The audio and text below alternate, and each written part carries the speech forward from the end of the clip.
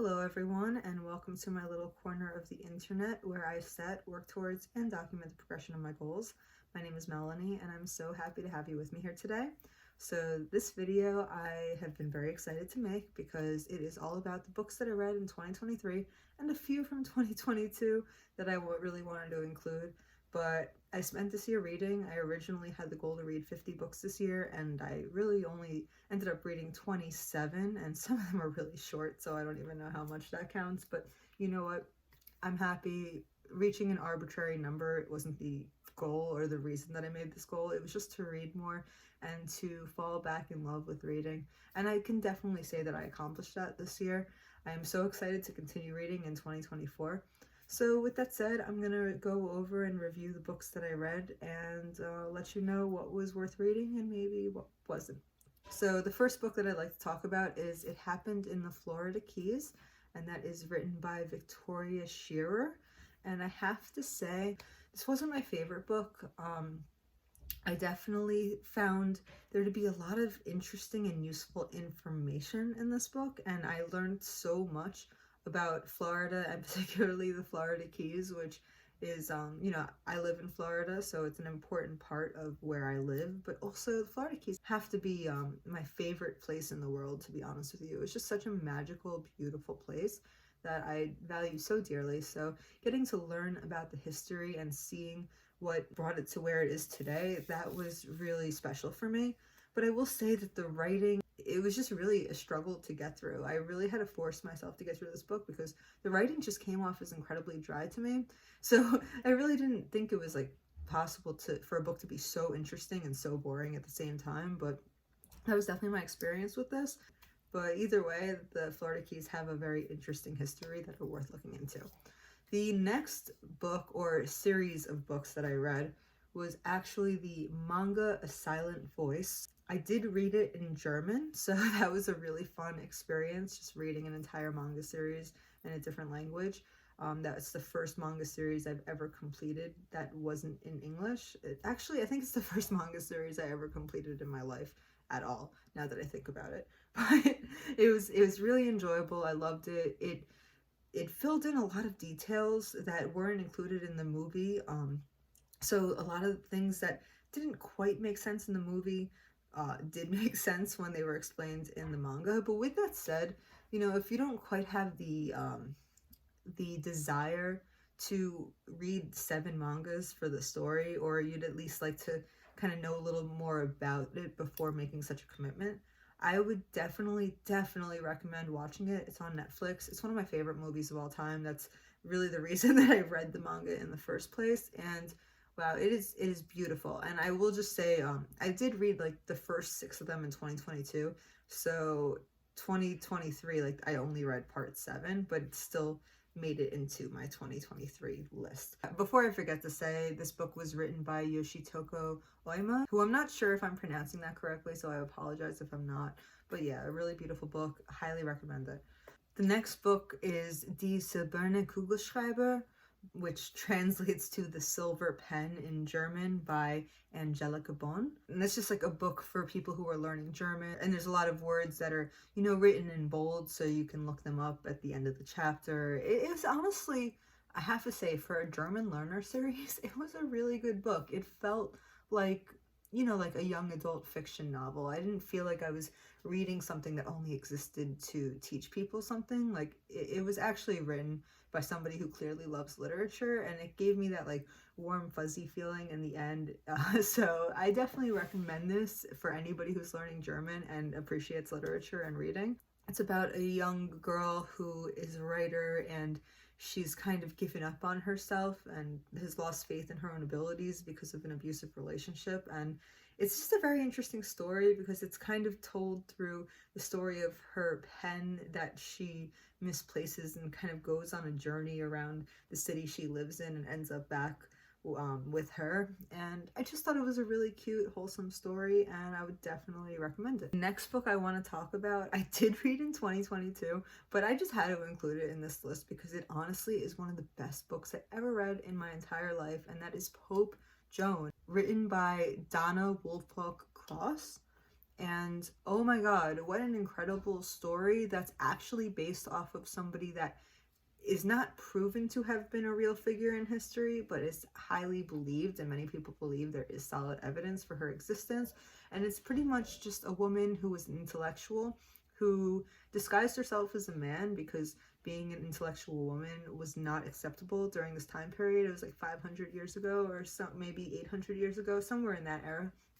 I forgot, honestly. I read this a while ago, but it was just so fascinating that she, through becoming an intellectual, somehow like rose to the position of Pope and made so many important contributions to society. And you know, whether it was truly somebody who existed or not, it's such an inspiring story. And of any books I read on this list, I think this would be my highest recommendation. So please, if you have any interest in historical fiction or just women's empowerment or the value of intellectualism, you gotta read this book. Really incredible, highly recommended. The next book on the list is I'm Glad My Mom Died by Jeanette McCurdy. And I just really love this book, honestly. I wouldn't say it's my favorite. I wouldn't say it's like the greatest book ever, but it was just incredibly well written, incredibly honest, incredibly insightful. And I can definitely relate to just having issues with parents growing up, for sure. I definitely not to the same extent as what she went through. Like, she went through some just horrendous abuse that, you know, if that's something that is difficult for you, I would not suggest reading it. But if you like to learn about people's stories and overcoming difficulties in life, I think this is one of the best memoirs that I have read, especially when it comes to celebrity memoirs. So I definitely would recommend this book by Jeanette McCurdy as well. The next book I read was To Have and Have Not by Ernest Hemingway. And oh man, this book, it wasn't Hemingway's best. I've read several other books by him, and I'm not even gonna lie, like, this book really kind of threw me off because there's a lot of racist talk in it, which made me very uncomfortable. But I will say, like, other books by him didn't come across that way, and I knew that reading it, so I'm glad this wasn't my introduction to him. I realized quickly, because there's multiple narrators in the story, that it's really just the first narrator who is racist, and that actually there are people of different races narrating the story later on. So I think that it was just more to illustrate the racism of the main character than to actually promote speaking like that. But I don't know. It's just an uncomfortable thing to read in general. And with that said, I don't know. The first half of the book was pretty slow. It definitely got more interesting. You know, it's about primarily about a man who is just trying to make a living of his fishing boat, and things just kind of continue to go wrong, and he's forced to go into the life of smuggling, and things just get worse and worse. They spiral out of control. I don't want to give away too much. I'm not trying to put any spoilers I don't need to put in here, but of course, when you're doing a book review, you have to say a little bit about the book, right? Overall, I think it was okay. I think there's much better Ernest Hemingway books out there. But with that said, it wasn't necessarily the worst either. Moving on, we have the DinoL Deutsch series, volumes 1 through 12, which I read through 22 and 23 and finished just last week, right before the new year. So I was very happy to have finished that series. It's another German learner series, like books that are written for people who are learning German. So yes, it was all in German. And I have to say, this is probably the best language learning series that I have come across. So if you are interested in learning German, I cannot recommend this enough. It's 12 books. Each book is about 10 chapters, and each chapter is like 3 to 10 pages. So it's a very easy read. And it's written well. You know, would I say it's the greatest book I ever read? No, like, you can still kind of tell that it's like written with the intention of teaching somebody German, so it doesn't entirely feel like a novel on its own, but I enjoyed it, and I enjoyed the characters, I enjoyed the journeys and the story, and I would definitely recommend it to anybody who's interested in learning German, and maybe even somebody who already speaks German. Like, they might be able to enjoy that story as well. The next book is The Magic Strings of Frankie Presto, written by Mitch Albom. I really like his books. Most of them are a little more simplistic, such as Tuesdays with Maury, or I believe it was The Five People You Meet in Heaven. And his books are mostly like really simplistic and just have like, you know, talk a lot about life and death and reflecting on the journey of life. And I thought that this book was like a little more novel-like. It was a little more, it just went a little more in depth and had a more unique story to it. And I honestly really enjoyed this book. Once it got going, I read it pretty quickly. It follows a musician growing up in war-torn Spain. And yeah, if you are a fan of music, I would definitely recommend this book. The next book I read was short stories in German, written by Ollie Richards, who is a polyglot who I've discovered through YouTube, who makes a lot of videos about how to learn a language. I do enjoy his content, but I sadly, and I really don't even want to say this because I do make language content as well, and I don't want to like offend anybody in the community, but honestly speaking, like I really just didn't like this book. I just felt entirely like the stories were just kind of forced, didn't really make sense, didn't really like have a purpose.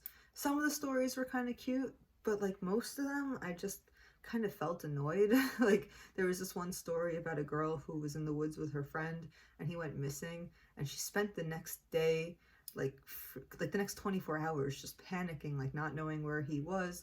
And then it just kind of all turned out to be like a prank and leading to a surprise that her friend and all of her family were in on and doing for her because they had a gift they wanted to surprise her with. But like, is a surprise and a birthday present really worth the trauma that the entire experience induced on her?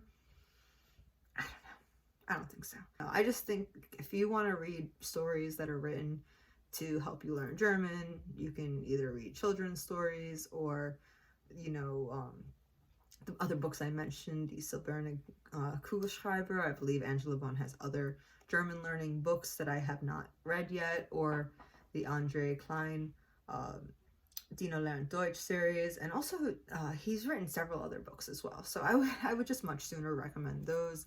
No offense to Ollie, I think that he has a lot of great insight when it comes to language learning, but I don't know, it just felt like I was reading a book that was made by a businessman and not by somebody who actually like really loves literature, or like would have been a writer if it wasn't for the language learning aspect of it. The next book I read is the memoir In Order to Live by Joan Park, and oh my god, this was one of the best books of the year by far. Absolutely loved it. Incredible memoir. It's the story of a woman who grew up in North Korea and escaped and eventually made it to the US. I know a lot of people have issue with her, like they either think she's lying about a lot of things or they don't like her because she's like right-leaning now. After coming to America, she's become a lot more like right-wing, and people get really angry over politics. But I love her personally. I think that she is an incredible person, incredibly strong, has a really important perspective and a lot of great things to say, and is fighting for the freedom of people in North Korea who have been through some of the most horrendous things. I am kind of fascinated with North Korea. I did a bit of a deep dive into it after reading this book, but yeah, it was definitely very, very interesting. The next book I read was A Girlfriend's Financial Survival Guide by Alana Milianta. And this was actually like the daughter of somebody that my mom knew, so my mom gave me a copy of this.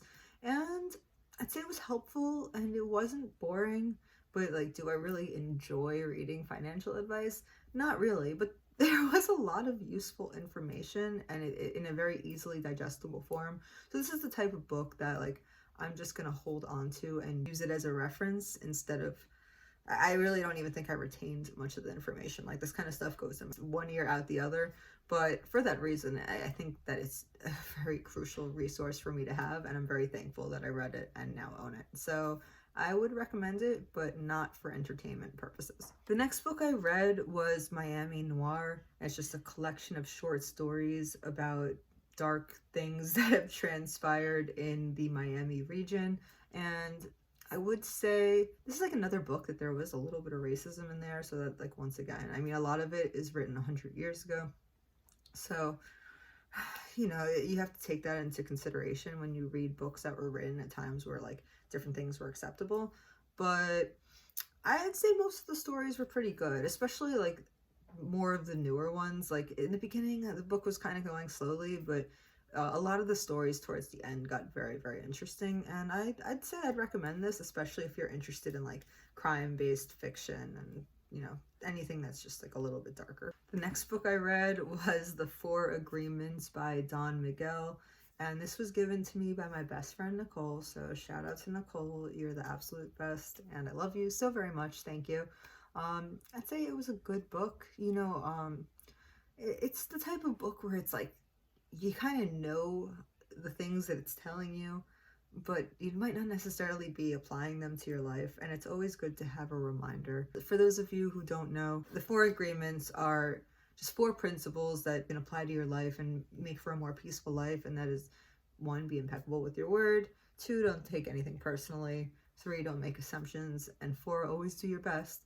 So, of course, like these are things that are kind of self-evident, but like I said before, the reminder is very nice. It's very helpful. And I just very much appreciate what it's brought into my life. I would recommend it for anybody who could just like use something to kind of reframe their reality if they're stressed or angry or just kind of going through something. I just kind of give this like a half recommendation. It's a very short read. You can read it in like an hour or 2. The next book I read is 1,000 Splendid Suns, and I love this book so much. I'd say it's actually on par with Pope Joan. Like, they're definitely the 2 best books I've read in recent times. And 1,000 Splendid Suns follows the story of a woman who was born in Afghanistan, and just kind of she's raised like as kind of like the bastard child of a man who conceived her with a housemaid and then just kind of set them to live in a house far off while he actually raised his own well-to-do family and excluded her from it. And she didn't really understand this until she was growing up. And then when she finally discovered it, she just, I don't want to, you know, this is a bit of a spoiler alert, so I'm saying it now. But, you know, she gets sold off into marriage. And then there's later on in the book, like another generation who also gets sold off into marriage. And it's just, it's such a heartbreaking and wonderfully told story.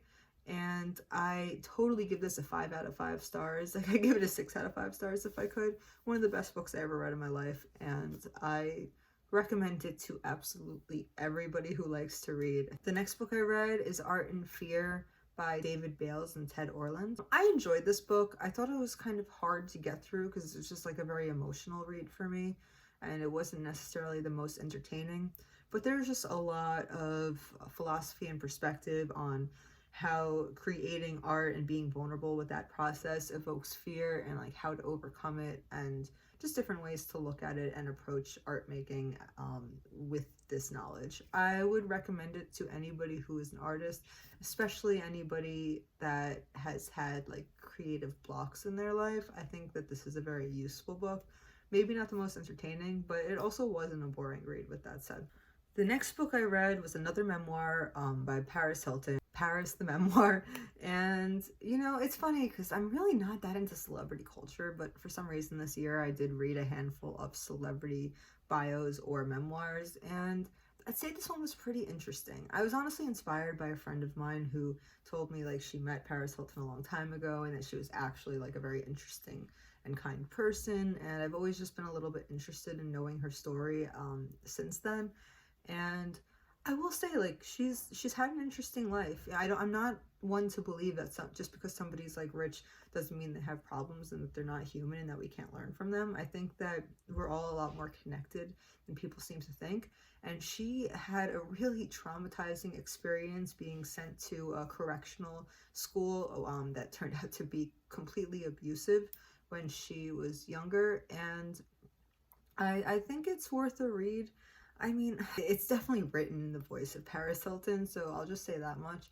Would I highly recommend it? No, but it's interesting enough, and you can get through it pretty fast. So if that's the type of thing you're interested in, I'd say go ahead and read it. The next book I read was the children's book, The Rainbow Fish in German, Der Regenbogenfisch, and it was written by Marcus Pfister. Once again, sorry if I'm butchering the pronunciation, but when I was a child, this was one of my favorite children's books like ever written, and I honestly, like, it's not like I really needed to reread it for the story.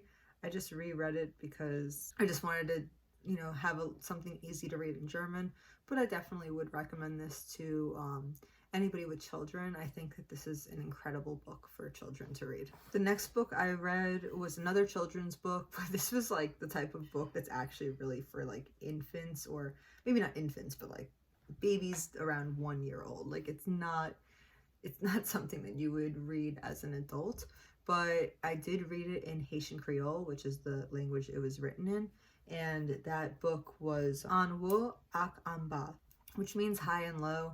I definitely got to dabble a little bit in Haitian Creole this year, just because I live in an area where there's so many Haitians. I literally hear Haitian Creole spoken every single day, and I think it's a really fun language. Like it's like French, but like more fun with much easier grammar. Good for a 1-year-old who's learning about the world and how to perceive the world, and also good if you're learning Haitian Creole on a beginner level. The next book I read is Marilyn Monroe, A Life from Beginning to End, hourly history series, and I gotta say, man, this book was not what I was expecting when I ordered it. I did only get it for $2, so can't be that upset about it, but it was kind of just written and published as if it was like a crude college essay, like a research paper on the history of Marilyn Monroe. It didn't go that in depth. It didn't really say anything too interesting or was written in any particularly provocative way, but I did learn about her life. I did learn a lot that I didn't know, so I'll give it some credit. But if you want to learn about Marilyn Monroe, I just highly suggest getting a better book. The next book I read was another Haitian children's book called Est-ce que moi petit? And it means Am I Small? And this one I thought was so cute. It was honestly just like a girl going around asking different people or animals or entities if she is small, and the answer changed based on the size of the entity that was answering. So I thought it was just like a really cute take on perspective. I would definitely recommend this much more than the last book that I was talking about in Haitian Creole. It was originally written in Haitian Creole, so it's just fun to read something that was written out of that culture. Very simple, easy read. I mean, honestly, the only people I would really recommend it for are Haitians who are trying to teach their children the language of Haitian Creole. But in that case, I'd highly recommend it to you. So take that for what it's worth. The next book I read was Everything You Need to Ace World History in One Big Fat Notebook. And this is pretty much just a comprehensive take on world history in a format that is accessible to middle schoolers. And I just really actually loved it. It was very simplified. It was easy to read. It was fun to read. I learned a ton. You have to take history with a grain of salt because it's really like man's interpretation of what we've been able to piece together from what we're left of from history. And also, I don't necessarily trust what we've been told in every case. I think there's a lot of things that have been suppressed from public information over the years, but we can get to that in a different video. But with that said, and I also think that it was like missing a lot of, there was just some important essential parts of history that were kind of missing from this book, but overall, it did a great job for a 500-page, really simply written book. It covered a lot of the world's history, and I would definitely recommend that to anybody who wants a simplified, summarized version of what is accepted as world history. The next book I read was Are You There, God? It's Me, Margaret by Judy Blume, a simple child's book about a girl growing up, coming of age, who is half Jewish and half Christian, trying to understand what her faith is and what God means to her. Is it like the most profound book ever? No, but I think it should be like essential rating for teenage girls. Like, absolutely. It's a really good book for a teenage girl, and I'm glad I read it. The next book I read was The Long Hard Road Out of Hell by Marilyn Manson and Neil Strauss. Neil Strauss, I believe, ghost wrote this book for Marilyn Manson. I gotta say, I really just didn't like it. There's some insight, there's some philosophy, and some really interesting stories. So I wouldn't say like it's boring or without value, but honestly, it's just painful to read. Like the horrific things that this person has done. And I at first I gave him the benefit of the doubt because it was written around the year 2000. And I was like, okay, well, this is written a long time ago. Maybe he's grown since then. But then I looked up his more recent history, and it's just so disappointing. You know, like, I really appreciate, like, the rebels of society, the people who reject the mainstream and, like, pave their own way in life. Like, I can relate to him a lot, and just rejecting mainstream society and feeling like, just knowing you'll never be accepted by the masses because you're just an outsider. And I don't know, like, I really wanted to like this book, but honestly, I just was left feeling kind of disgusted and dejected and disappointed in the person that he is. Like, I really disagree with all the satanic stuff. Like, I just, not that I didn't know that he was, like, of that belief and anti-religious, but I just, it's like, it's just so strange to me when somebody goes on this journey of, like, rejecting religion because they see the hypocrisy in it, but then, like, go on to just be kind of a terrible person anyway. And honestly, that's what I took away from this book, that Marilyn Manson is just somebody who has just done a lot of terrible shit. I don't really know why you'd want to even publish that, but you know what? It was honest, and I, at the very least, appreciate that. The next book I read was Deities and Demons of the Far East by Brian P. Katz, and I was actually so excited to read this book because it was written by one of my favorite college professors. At least I believe so. It could have been written by a different Brian P. Katz, but considering that this Brian P. Katz is from New York and dedicated the book to Maria, who I know he had a wife named Maria, I'm assuming that this is the same Brian P. Katz. And I will say, like, the first half, so pretty much this is just a book that talks about, like, mythology from ancient Asia. It talks first about, like, the mythology from India, and then it gets into Japan and China. And I will say that the Indian part, I'm so sorry, I don't mean this to be culturally insensitive, but I wasn't that fascinated by it. Like, all the Hindu mythology, I personally didn't really connect with it, although I think that there was a lot of beauty to be found in it. But the Japanese and the Chinese mythology, like, I really was fascinated by personally, and especially the Chinese mythology. Like, I just, you know, a lot of it kind of overlapped with Chinese history. There's a bit of this, like, overlap where it's hard to tell, like, who was real and who wasn't. But I just found it to be really interesting. Also, the all the images in the book, which were, like, all historical images, like, they were just so gorgeous. Like, photos of, like, artistic renderings of these deities, or photos of temples, or just different parts of Asia that were relevant to the information. Like, I thought the selections of images were absolutely superb, and I really did appreciate that. Would I recommend this book? I wouldn't say it was, like, my favorite read or the best read you could have on these topics, but I definitely learned something and enjoyed the process. So it was good. It was good. Would I recommend it? Maybe, depending on who you are. The next book I read was Icebreaker by Hannah Grace, which I'm not even gonna lie, it was kind of smutty, but I guess I don't even know how to say it. When I was reading it, I described it as enjoyable trash, but I think it's a little harsh. I actually think it was a very good book. It's just there's, I guess, what people in the book community like to call spicy, you know, meaning there was a lot of sexual content. I really didn't care about that. I really didn't need that part of it, but it was overall a good book. Great characters, great character development, interesting themes, interesting story. You know, it's just the basic, what is it, the enemies to lovers trope. But I thought it was just a really cute setup. I enjoyed reading it, which is, there's like a one part towards like the end of the middle where it got a little slow, but genuinely for a 430 page book, I enjoyed it. I'm not gonna lie. Like, as trashy as it may have been, it was well written. And then finally, the last book I read in the last 2 days of the year was Coraline by Neil Gaiman. And I will say it was pretty good. I think it didn't quite live up to like the expectations I had of it based on the hype, but it did have me thinking about it. Like, I'm still thinking about the story. You know, it's definitely, it's about a young girl who's exploring and finds herself in a really terrifying situation. like an otherworldly situation where she's in great danger and she has to be brave and clever to figure her way out of that.